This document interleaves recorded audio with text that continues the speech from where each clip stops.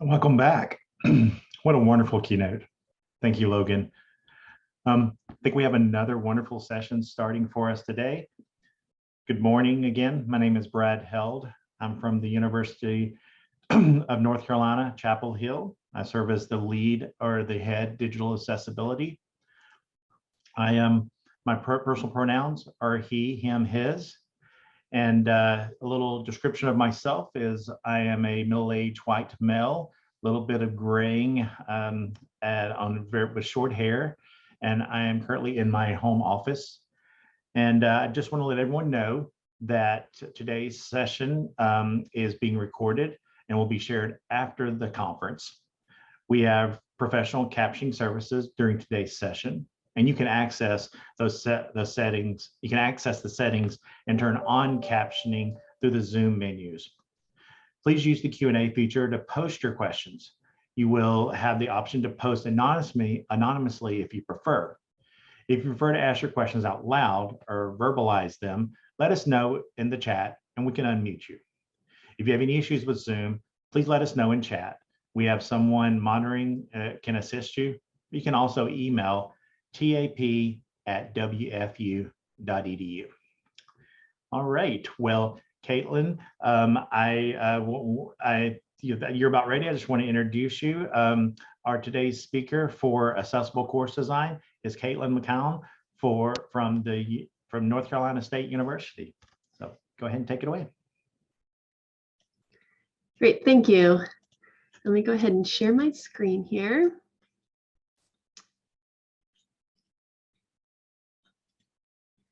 Okay. Hi, everyone. First, I want to say thank you to the planning committee for putting this conference together and for having me today. And thank you to all of you for joining me for this presentation all about accessible course design. My name is Caitlin McKeown. My pronouns are she, her, and I'm an instructional designer at NC State. I work in a department called Delta, which stands for Digital Education and Learning Technology Applications. And we are responsible for things like NC State's LMS and other classroom technology. I'm part of the accessibility team at Delta, and so part of my job has been reviewing and helping to remediate courses for accessibility, specifically online courses, and helping train and consult with faculty who need help with digital accessibility.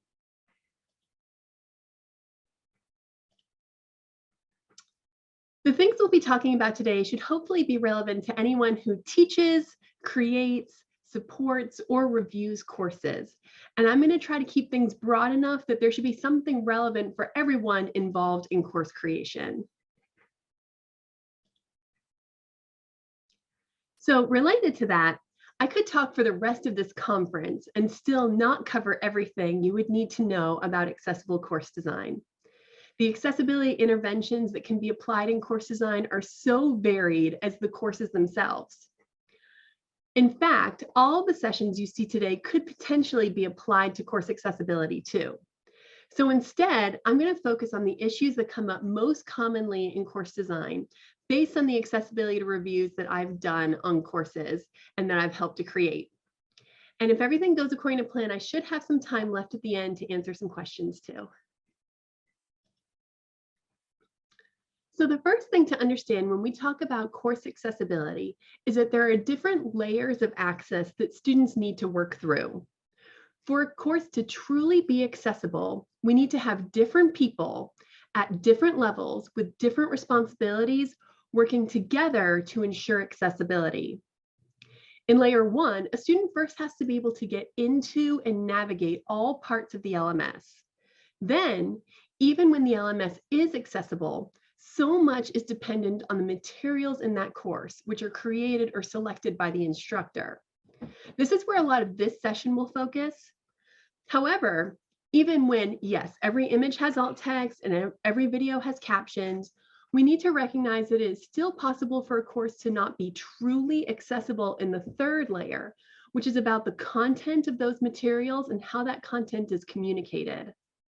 Sometimes just the way things are presented, or maybe the type of language that is used, can still present a barrier, even when we've made things accessible from a technical perspective. At this level, Frameworks like Universal Design for Learning can be especially helpful in bridging the gap and providing access to course content and facilitating learning. For this presentation, I'm going to be focusing mostly on the course materials aspect, and I've also included some suggestions to help address some of the level 3 areas too. I'll talk a little bit about the LMS, but since my focus here is things that are within the instructor's control, I'm not going to talk too much about the technical accessibility of LMSs. Accessible course design can be challenging because we're not talking about just one kind of format with one kind of issue and therefore one kind of solution. Courses are comprised of many different things, each needing a different approach. Add to this the fact that faculty or course designers are usually trying to fix accessibility issues in their courses on their own, despite maybe having little experience or knowledge about how to do that, and usually in a time crunch. And you can understand why this is such a challenging area. My mission has always been to demystify this for instructors. I've had instructors say to me before, not at NC State, by the way, but I've had them say, the only way to create an accessible course is for the entire course to be black text on a white background, and that's it. And they just want to strip everything out of their course because they think that'll make it easier. Or they just want to give up and not even try to fix their accessibility issues because they think it's an impossible task. But that is the complete opposite of how faculty should be feeling about accessibility in their course. The way to create an accessible course is to include a bunch of different formats, all of the above, and include media and graphics and all these dynamic pieces to build a course that works for all of our students. The more variety and flexibility we can include, the more robust it is to these accessibility issues in the first place. I've split up this presentation by format, looking at some of the most common accessibility issues with each. And I'm starting off with documents. The two biggest types of documents are readings, which usually come from another source, and instructor-created documents like the syllabus, assignment instructions, and things like that. Depending on the document, there are many things that could pose accessibility issues, but I'm going to walk through just a few of the most common ones. So to start, I want to talk about syllabi and other instructor-created documents. These are often easier to solve and easier to prevent in the future because, unlike articles, we know the author. So our solution can go straight to the source. So basically, right now, I'm talking about documents that are still in their editable format, like Word documents or Google Docs. Sometimes faculty turn their documents into PDFs, but generally those are less accessible and require additional steps to make them accessible. So I'll talk more about how to do that in a minute. The biggest issue with Word and Google Docs are formatting issues, primarily headings, lists, tables, and text color. These are the main things I check for and the biggest issues I always find when reviewing course documents, especially syllabi. Addressing this really comes down to encouraging faculty to utilize the built-in formatting features in whatever program they're using. When formatting issues arise, it is usually because they manually formatted something, which really is just more work for them. So it's to their advantage to use the built-in features. When they're not being utilized, it's usually because either they don't know they exist, or more often, they don't like the way that they look and don't know how to customize them. So that's always where I start. Headings tell the screen reader how a document is organized. Just as we might skim through a document looking for a relevant section, screen readers can do this too, but only if the headings are correctly formatted. Making text bolder and larger is not the same thing as creating headings that a screen reader can use. Headings should follow a hierarchy, so the main headings are heading 1, subpoints are heading 2, and this should be based on how the information is organized, not how the headings look. In Word and in Google Docs, the built-in headings will also automatically build a document outline, which is helpful for all students, not just those using screen readers. And if you do want to change the look of your headings later, you can change them all globally with one click if you've programmed them correctly. Table formatting is another really big issue, and this is especially something we see in the syllabus or things like rubrics. If they're formatted correctly, it isn't a huge deal, and tables can be useful for organizing and navigating through data or information, but it does require taking the additional step to define the column headers, which people rarely do. For Google Docs, you can use Grackle to do this. And in fact, this is the only way to create accessible tables in Google Docs. So if you have a Google Doc with a table in it and you don't have, or you didn't use the Grackle plugin, I guarantee you it is not formatted correctly for a screen reader. In Word, it's easier, but it's still an extra step. Regardless, a table like this one here is never okay. If a table is going to be used, it shouldn't be to put content into columns or to make it fit a certain way on a page. This example should, at best, be a 3-column table, and it shouldn't include any empty cells. But it begs the question, does this really need to be a table at all? If your content would work just as well as a bulleted list or another format, it's probably better to do that, since formatting tables can be so tricky. I can't tell you how many times I've opened a syllabus and found it full of red text for emphasis. I'm not sure why this is a thing. I think instructors feel like students are ignoring information in the syllabus, and out of desperation, they're adding color too, hoping it'll stand out even more. Unfortunately, students who are not reading important information in the syllabus will probably continue to do so, regardless of what color it is. And meanwhile, we've actually made it less readable, especially for those who are sensitive to color contrast or with color blindness. The first thing I always tell these instructors is to change all these sections to bold only. Not only will it stand out sufficiently just with bold text, but it will also add emphasis for your screen reader user, so everyone is getting those same hints. If you really feel that further emphasis is needed, or faculty aren't embracing the bold only approach, I would suggest adding a light colored highlight to the text. This does pass color contrast checkers, unlike the red text, and it's more effective for drawing reader attention than the red text, which I personally find hard to read. So now on to the other type of document, which is found documents and articles. These can often be more challenging for instructors to address on their own because they're not the ones who created the document and may not know what to do to make it accessible. In these situations, I encourage faculty to reach out to those who have more experience with this, such as a disability office or their library. At NC State, our libraries will help faculty find accessible versions of readings. And our Disability Resource Office also has the tools and resources needed to remediate a PDF if an alternate version can't be found. These resources and processes are obviously going to vary by institution, but whatever the options are, faculty need to know they're available in order to make use of them. When faculty are in a position where they're the ones who need to create accessible versions of documents that they didn't author, I still suggest that they search for a newer or different version of that article first, but if they can't find one, Adobe Acrobat has a Make Accessible feature for PDFs that will try to recognize text and establish a reading order, which you can see here. This absolutely requires some manual input and editing in order to be effective, but it can be a good option for some types of documents, especially in a pinch when time is an issue. Next, most courses include some kind of video or other media. So this will include things like lecture videos, graphics or charts, podcasts, photos or other images, and instructional videos. So for images, obviously the minimum requirement is for them to have alt text. Depending on the format and the platform, this is done either in the LMS, in the authoring tool, or using some HTML code. I'll mention this more as we talk about some specific formats, but instructors do need to understand that this is essential for all images in their course. Beyond that, though, another thing that has a huge impact on accessibility is image resolution. For low vision students who need to zoom in or magnify their screens, having high resolution images makes a really big difference.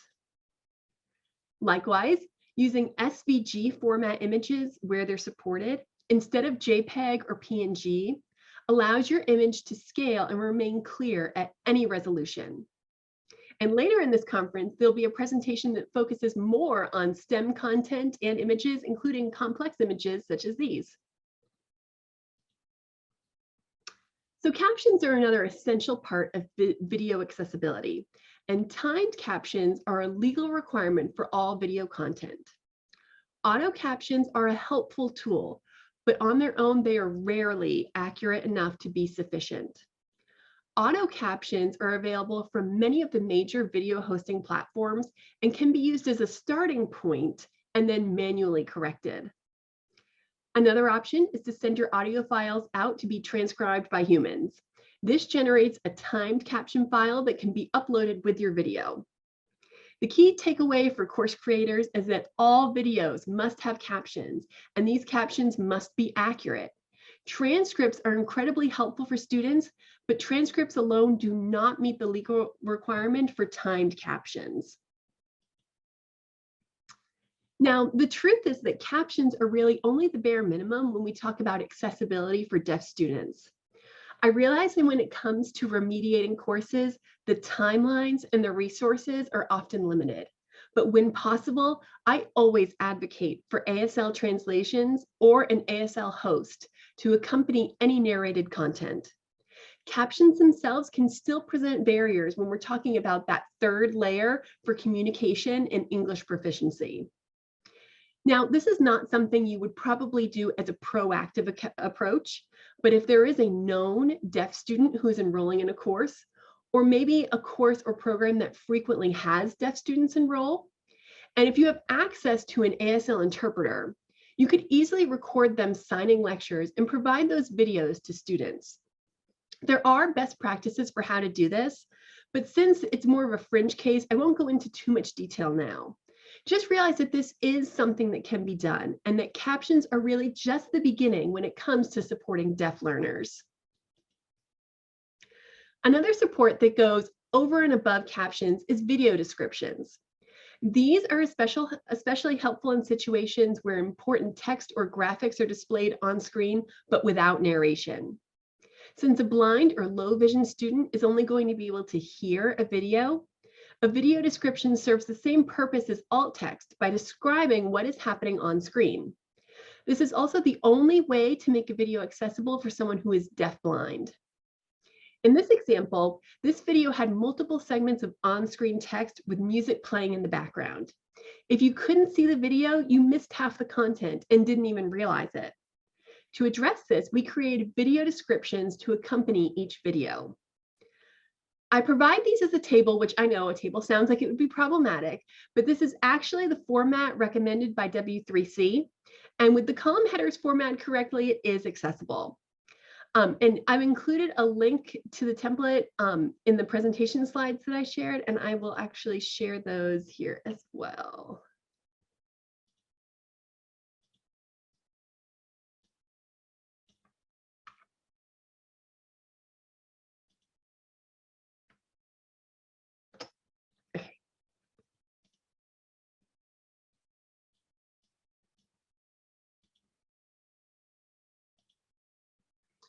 All right, so next I want to talk a little bit about lectures, slides, and other e-learning content.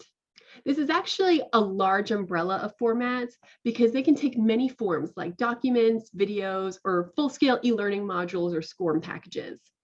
For this, we're talking about anything that is slide-based, but realize not everything will apply to all the possible versions of these formats. Some specifics related to interactive content like H5P and SCORM packages will be covered a little later. The big issue with slide design is to make sure all images have alt text or are marked as decorative. All the major authoring softwares allow you to add alt text, and this should ideally be done as you go. Keep in mind that a lot of images can probably be marked as decorative. If an image repeats the content in the slide, it can be marked as decorative. In this example, the image is just repeating the 3 steps, and the road imagery is not relevant to the content. So to describe this image with alt text would just be repetitive for someone who's using a screen reader. The use and availability of slide templates is a growing trend in online learning, with most of the major authoring platforms providing their own libraries of pre-designed templates. There are numerous rapid design platforms out there too, and all of these make creating lectures somewhat foolproof, especially when it comes to things like headers and color contrast. As much as possible, instructors should be encouraged to use these templates, or you can create templates that maybe reflect your university's brand colors or fonts. And as you create them, you can pre-build in some accessibility features like icons or assets that can be copied and pasted and that already have alt text and the color palette built in. Even when the audio has been recorded directly to the slide itself, the narration still needs to be captioned. If the audio is embedded in the slide, you can actually extract it and still send it for captioning. If it was recorded as a continuous video with voiceover, then you handle it like any other video for captioning. For authoring platforms like Storyline and Captivate, you can upload captioning files and edit them directly within the software. This is an image of the caption editor in the e-learning software Storyline. The other thing we need to do with slide-based content is to set a tab order. By default, this goes from back to front when using a screen reader. But the way items are ordered and overlapping on the slide doesn't always translate to their logical reading order. You can set a different order that goes left to right or top to bottom, and this is important so that your content makes sense. This is an example of the focus order menu in the authoring platform Storyline. You may notice that this screen can also be used to quickly add alt text at the same time, so it's a useful tool for remediating this type of content all at once. And this is also possible to do in PowerPoint. And you have the option here of marking items decorative in a batch by unchecking them, which is quicker than doing it item by item. Again, if you don't set a reading order, then it defaults to the order the items were created from back to front. Depending on how the items in this flowchart were created and rearranged using send to back or bring to front, the order of these steps could appear very differently for a screen reader user, which could translate into an entirely different meaning. It's important to note that in Google Slides and H5P, for those who use it, the reading order cannot be changed and it will read from back to front only. There are some other best practices for slide design that apply to accessibility as well. For example, use a lot of white space, use a clear and consistent organization and hierarchy, use large enough text, and if it doesn't all fit, it should be broken into smaller sections or made more concise, but not made smaller. Again, use those pre-designed templates whenever possible. Adhere to your brand colors and your fonts if possible, because someone else has probably already vetted them for accessibility. Or check the color contrast if you're using a custom palette. Don't use screenshots of text. This should be obvious, but I've actually reviewed entire PowerPoints, not at NC State, but at another university, where every slide was a screenshot of text, not any actual text on the slides. So nothing surprises me anymore. And finally, share the lecture in multiple formats. So maybe you post a video recording of the lecture, but then also share the slides in document form and the source PowerPoint file for those who need a different way to access the contents of those slides, besides just watching the video. Just having those alternate versions available goes a long way for accessibility and for universal design.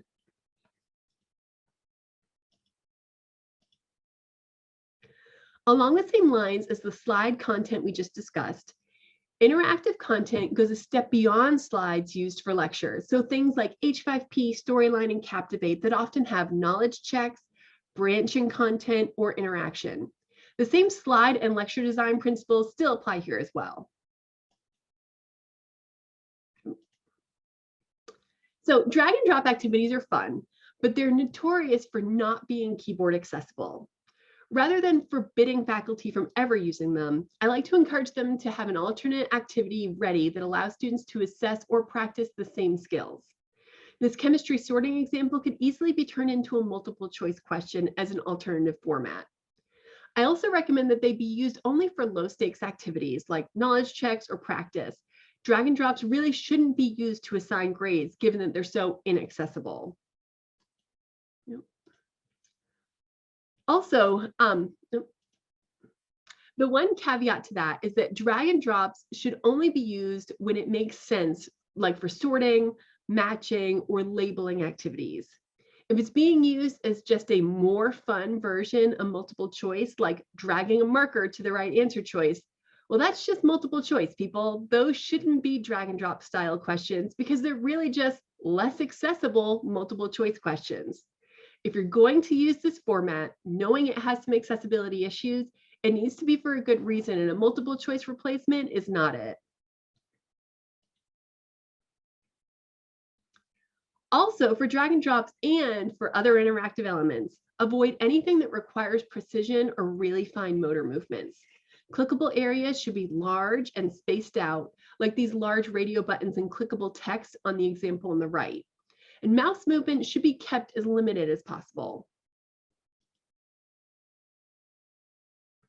When we get to the assessment aspects of course design, we start thinking less about technical accessibility and more, again, about issues of communication and universal design.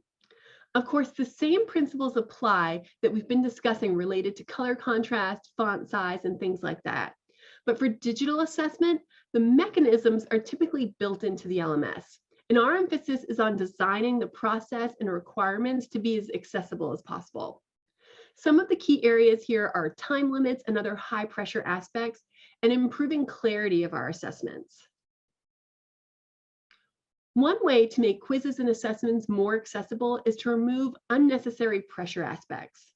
Now, I'm always of a mind that if there is a good reason for a time limit or a memorization requirement, then by all means do include it.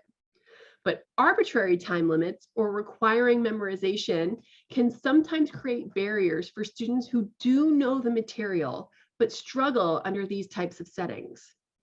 I don't know about other universities, but at NC State, we have far more students with mental health related disabilities than we do with vision, hearing, or physical disabilities. And designing our assessments to be more flexible can help all of these students. So where possible, consider removing these time limit restrictions. Allow students to use their textbooks or notes, and then ask deeper questions that have students synthesize the content and make connections beyond the basic facts that they'll find in that textbook. Allow students to use aids that would be available to them in the real world, like calculators or formulas, and allow for flexibility on the day, time, and place the quiz is taken. Writing good quiz questions is another area where we may inadvertently make something more or less accessible. Writing good quiz questions is deceptively challenging, and there's a lot that goes into creating a question that is clear and fair. A big one is that question and answer choices should be free from errors. An answer choice with errors could discourage students from selecting it, even if it is correct. Watch out for inconsistencies with spelling, capitalization, and punctuation, and keep capitalization consistent for all choices, either all capitalized or all not. Now, this is an extreme example, but any one of these errors could and sometimes do pop up in real quizzes. Another big one is the dreaded not question. Negatively stated questions like this require students to change their focus from identifying the correct answer to identifying the incorrect answer. Often students do know the correct fact, but select the incorrect answer because of how it was asked. These end up operating as trick questions, and our goal should be to help students be successful as much as possible. In this example, I think the double negative wording would give any of us a hard time. Negative questions can simply be rewritten as positive questions to be more effective. I've included a link to a much longer list of writing mistakes and how to fix them. It really is a topic unto itself, and I've only touched on a few of the biggest ones here today. And let me drop that into the chat.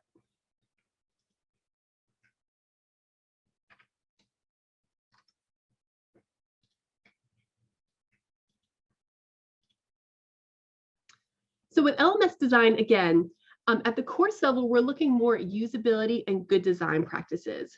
Many of the technical access issues are addressed at the LMS level. And as long as we're not trying to circumvent the native LMS navigation and functionality, the baseline accessibility is in place, at least in terms of what the instructor needs to worry about. Since this is an accessible course design presentation and not an accessible LMS's presentation, I'm going to focus on the issues that instructors face in the LMS when they're building a course. First is having a clear structure. There are lots of ways to do this, and what is most important is to keep it consistent and clear. Some LMSs use folders, others use a flat list structure, some allow nesting, some have web content pages or books. The best approach for your LMS depends on what LMS it is. The most important thing is to work within the LMS features, and how to do this will vary for each LMS. A lot of the same recommendations for documents and working with HTML apply here. Usually good web design practices translate to good LMS design. For example, don't bury key information or have too many unnecessary clicks or layers to accessing content. Another thing to watch out for is that hacks and plugins might be less accessible, so instructors should only use these if they can be certain of their accessibility. Because every LMS is different, I've provided some LMS better practices. These will vary based on your environment, but generally speaking, proactive design for accessibility is better than retrofitting after the fact. Icons and text together is better than text only. Links opening in the same tab is better than in a new window. LMS content pages are better than external documents. Keeping content within the LMS is much better than building external websites. Word and Google Docs are better than PDFs. Self-describing links are better than click here or written out URLs. On-brand design is better than customized. A variety of assessments is better than just one, like all quizzes. And a variety of modalities is better than just one, like all lectures. Many of the LMSs, including Moodle, which we use here at NC State, require you to add alt text when you upload your images. This means that probably every image in your LMS right now has either been marked as decorative or has an alt text description already. Woo, you guys did it. Really, this is great, but faculty do need to understand the purpose of these descriptions, why we're doing it, and how to write good alt text descriptions. We talked previously about times when images should or should not be marked as decorative. This is important to teach to faculty so they don't just check the box in order to get off that screen quickly, or maybe enter text like a photo or the name of the file. Writing alt text descriptions can be a bit of an art form, and it's not something faculty will come in knowing how to do already. Throughout this presentation, there have been examples of how we can support overall accessibility just through better communication and design practices. This again could really be its own topic, but there are a few things that course creators and instructors can do to make their courses more accessible for all, including those with disabilities. Some of these are listed here and include using plain language, using an active voice, including graphic organizers, including glossaries and vocabulary support, providing resources for background and any prerequisite information, choosing more readable fonts, allowing for flexibility where possible, considering the reading level of the materials in the course, building in scaffolding throughout the lessons, keeping assessments focused on the content instead of on other skills, allowing for learner control, and providing opportunities for choice where it makes sense. And that's the end. So if there are any questions or comments, I can address those now. Wonderful, wonderful presentation. I know at our school, in our little private channel, we're talking about how wonderful the presentation was. So thank you so much for sharing this information. We do have a few questions that's popped up inside the chat. We'll go ahead and start. The first one is from Charity Davenport. She asks, are video descriptions sufficient when audio descriptions can't be added to videos? Right. So, I should say, like, I'm no legal expert, but I would say that if you can't add like voiceover descriptions, then what W3C recommends is these transcript video descriptions. And like I said, that is the only way to make it accessible for someone who is deafblind. So even adding those voiceover descriptions within the video still wouldn't make it accessible to someone who was deafblind. So it's still, I think, a good practice to have that sort of annotated transcript. Of course, some of that might come down to the student's preference. And if you have like a specific situation where a student prefers to have it in transcript format or prefers to have it as voiceover, that might be on a case-by-case basis or based on the resources you have available, how you choose to address that. Great. That's a perfect answer. I love it. So there was a couple other questions, very similar in the ask, and I think it was placed inside of the chat. So the question was, can you share us the link from the Writing Better alt text document? And Charity asked for the same one. And thank you, Rebecca, for placing that information into the chat. So that is taken care of. Awesome. Thanks, Rebecca. And then someone made a nice little fun joke saying that Ramsey is correct spelling of the UNC Chapel Hill mascot, but she's from state. So yeah. So does anyone have any questions they'd like to voice or be placed off mute?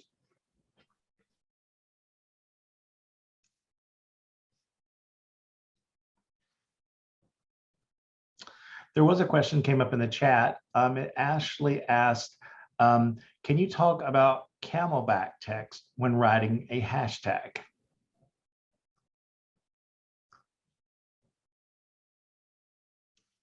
I'm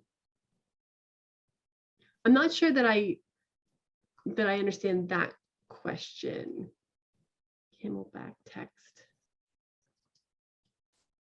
Let me scroll to see the original.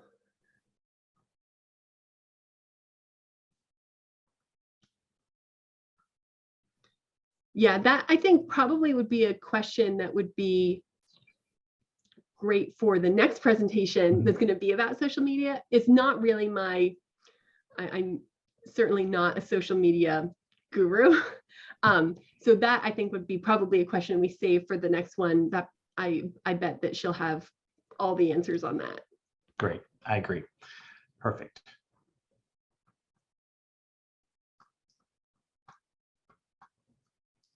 So don't see any other questions in the chat or in the Q&A section.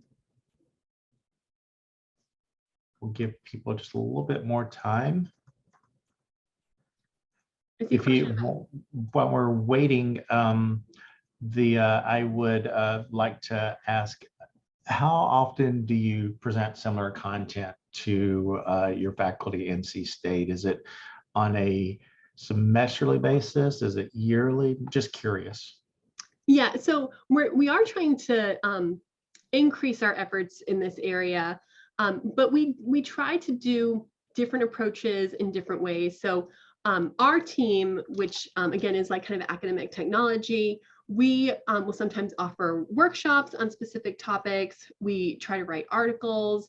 So we try different ways of doing outreach, and so presentations like this we might do a couple times a semester through our like workshop routes, but then we also try to supplement that with articles in our newsletter and articles on our teaching resources website and consultations that are kind of like a smaller as needed situation. So it's something we're trying to meet people in the format and the ways that they want that information and just be available to help anyone who needs help with their courses. We do have one question that's going to be voiced, but before I do that, I want to throw another question at you asking, does alternative text need periods to indicate the end of a phrase for the screen reader? This is a very good question. I'm curious to find your answer. Yeah, and you know, others probably have maybe thoughts or opinions on this as well, but I typically do not put any put any periods at the end of it, you know, because it's usually just a phrase. I guess if it were to be multiple sentences worth of description, then I would use punctuation, because that would be confusing otherwise. But if it's just a phrase, I don't usually bother with that. Allison Hayes, are you able to voice, able to speak right now?